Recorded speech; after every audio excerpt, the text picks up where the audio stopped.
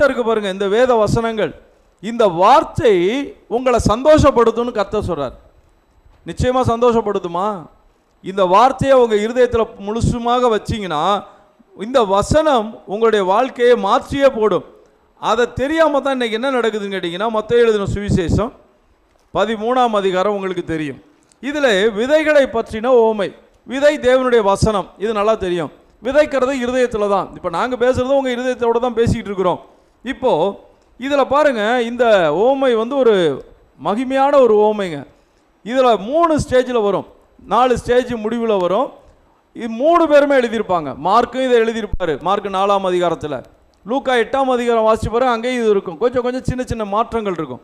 இதில் மத்தேயு மட்டும் இன்றைக்கி நான் உங்களுக்கு சொல்கிறேன் பாருங்கள். 13ஆம் அதிகாரம் 19ஆம் வசனத்திலிருந்து வாசிக்கிறேன். ஒருவன் ராஜ்யத்தின் வசனத்தை கேட்டும் உணராதிருக்கும் போது பொல்லாங்கன் வந்து அவன் இருதயத்தில்